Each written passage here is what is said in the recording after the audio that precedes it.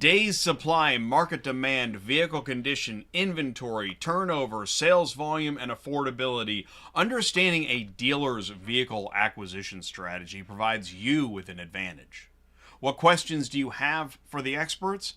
It's all about vehicle acquisition. So please say hello, make new friends, grow your network, and learn from the best on ATI number 1, ATI Auto Business.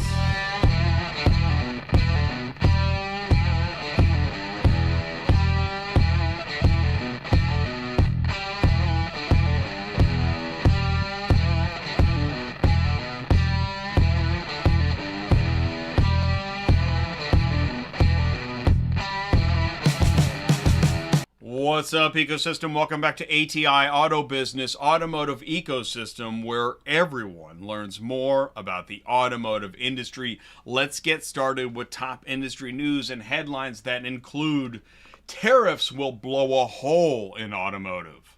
CDK accuses Tekion of hacking. And OEMs, have you seen what China's doing?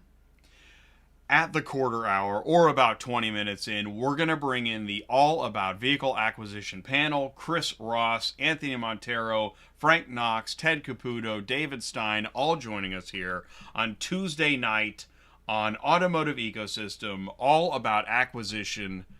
Thanks so much for taking the time to join us. There's many forces and factors that go into it. It is a science, it is an art, and we're going to learn more about it. It will give you an advantage no matter what vertical you're in if you understand this more.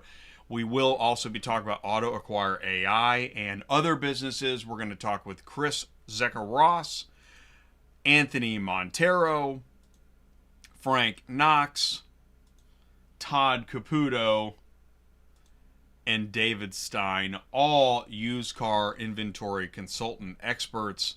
And it's great to have them here. And also, I caught this. This was on LinkedIn. We might even talk about the clubhouse that they have. All things acquisitions. I say get to know your ecosystem. I implore, no matter what vertical you're in, get to know the other verticals. It's going to help you. And you can do that on ATI. You can ask the dumb questions.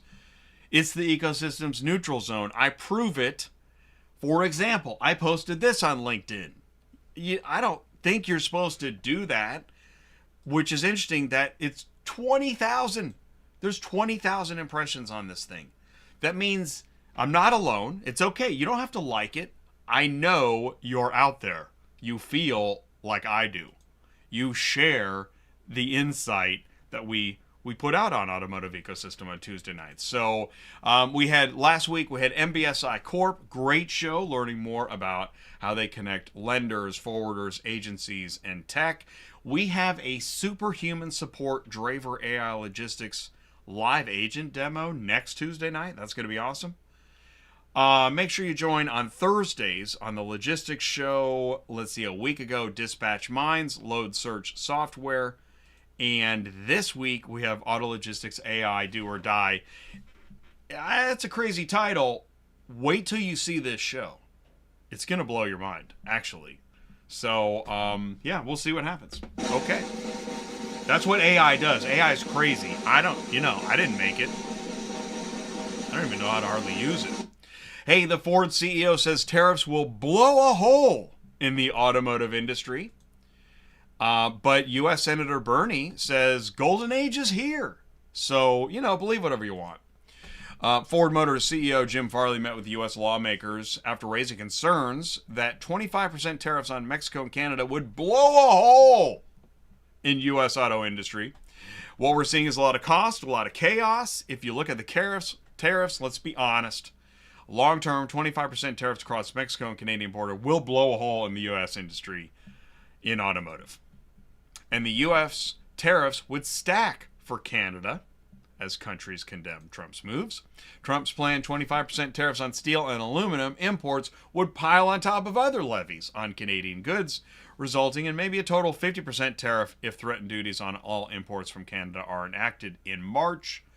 Canada has not been told about the additive nature of the tariffs, a Canadian government source told Reuters. Mexico, Canada, European Union condemned Trump's metal tariffs, and governments around the world brace for even more levies from the new administration amid fears of an escalating global trade war. Businesses around the U.S. also warned of fallout, with many manufacturing-heavy companies finding it difficult to plan next steps or determine if Trump will follow through. The tariff hike would reverberate across the supply chain. European Commissioner President Ursula von der Leyen at the Paris summit said the 27-nation bloc would take firm and proportionate countermeasures to the new tariffs. She said she deeply regretted the U.S. decision, adding that tariffs were taxes that were bad for business, worse for consumers, and they will not go unanswered. The damage will extend beyond just the steel and aluminum sectors, impacting all businesses that rely on materials throughout the supply chain. And the golden age is here. Trump floats auto tariffs targeting $240 billion trade spigot. Most U.S. auto imports come from Mexico and South Korea. German, South Korean car makers among biggest U.S. importers. I didn't know we were going to have a trade war with South Korea. Trump says new auto tariffs coming in around April 2nd. But wait, there's more. Reciprocal tariffs, tariffs. Those levies are distinct from sectoral tariffs Trump promised on autos, threatening against other industries including energy, semiconductors, pharmaceuticals. Okay. Auto tech giant CDK accuses rival Tekion of hacking. What is going on? CDK versus Tekion. This is real. CDK said in its complaint that Tekion was attempting to gain market share through unlawful practices that damage competition and harm consumers. That's ironic. The lawsuit accused Tekion and one of its business partners of running a sophisticated scheme to breach CDK data systems that dealers use to run daily sales and service operations. CDK said Tekion was interfering with its business relationships with dealers and violating California's unfair competition law, which I thought they accused them of. So why not, I guess? He did it. CDK recently discovered that Tekion, this is right in the lawsuit, page 3, case number 3:2VCV01394, filed February 10th, 2025. Get yourself a copy. CDK recently discovered that Tekion has been converting new dealer customers by enticing them to breach their contracts with CDK by helping Tekion attempt to circumvent CDK's robust set of DMS access controls and secretly enter the DMS. Thereby gaining access to CDK's intellectual property. Of course, I thought it was the dealer's stuff, but sensitive consumer info. That's the dealer's stuff. Confidential third-party data, the dealer's stuff, that resides on the DMS. Tekion then attempts to indiscriminately scrape and exfiltrate data from the DMS so that dealers can walk away from their contracts with CDK without honoring their payment obligations. Tekion has enlisted InDesign as a co-conspirator in this surreptitious cybersecurity hacking campaign that violates federal and state laws. That's not even the whole paragraph of a 54-page complaint. Wow. And there's big trouble in Little China because CareSoft has looked inside Chinese vehicles and sees trouble for legacy automakers. To hear CareSoft Global Technologies executives translate what they've seen by tearing down, examining, and analyzing the cost of cars from China, the Detroit 3 and many other global legacy automakers are in brutal battle for survival. Putting it lightly, CareSoft is the teardown and product development benchmarking company that won an award for scanning vehicles, generated engineering product development data for its clients, automakers, engineers, suppliers, etc.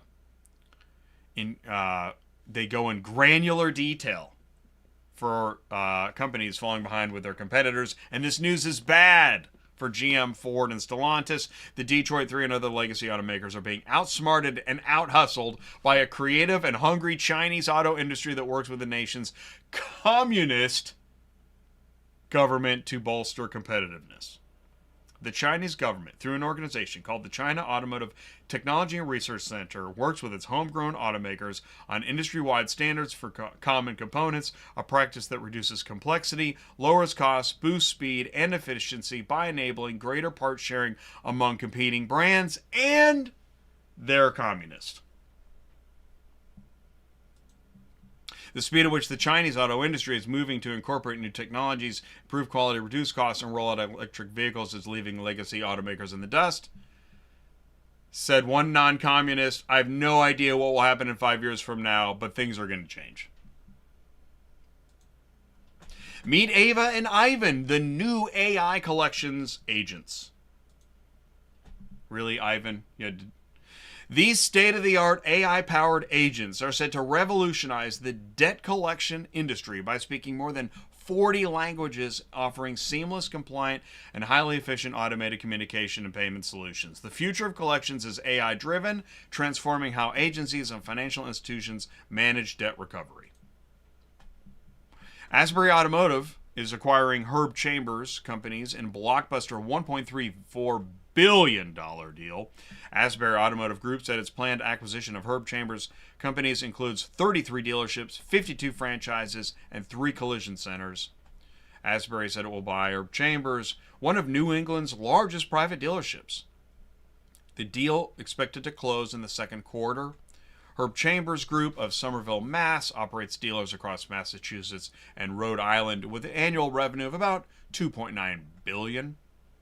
That sounds like a good deal then. Asbury said it will fund the purchase with a combination of credit, mortgage proceeds, and cash. The price includes $750 million for goodwill, about $590 million for real estate and improvements. The public auto retail giant also will acquire new and used vehicles, loaner vehicles, fixed assets, parts, and supplies for an additional price. Asbury said it will also reimburse Herb Chambers Group for certain dealership construction and development costs incurred prior to the closing. And Sonic has a fourth quarter result showing it's taking a hit from too much inventory. This shortfall was driven primarily by a $200 sequential decline in used gross profit per unit from the third quarter as a result of building inventory too quickly. That oversupply created an aging inventory problem for Sonic and a depreciation risk amid a seasonal slowdown in used demand. Man, you'd have to know what you're doing. Sonic is putting off opening more stores until it gets a handle on affordability of its revenue. It buys around 80% of its used inventory at auction, 20% off the street. It pays between $23 and $23.5 for a car at an auction. Sonic aims to boost the percentage of used inventory buys off the street. And as prices come down and affordability comes back, going to start opening stores. We'll see what happens with that.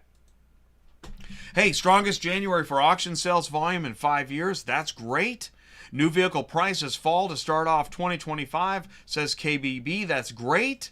The golden age is here. We're set for an awesome year, except if there's a global tariff trade war. So we'll see what happens there. ATI is where everyone learns more about how the automotive industry works. I encourage you to learn more about the other verticals. Break out of your vertical. I don't ship cars. I move information. You can get the podcast. Give it a listen. Go to ATIAutoBusiness.com. Contact me. Let me know how I can help. Let's kick off the panel. It's at the quarter hour. It's time. And do me a favor. Stick around right after this. We're going to be live with our group. It's all about vehicle acquisition. Stick around. We'll be right back.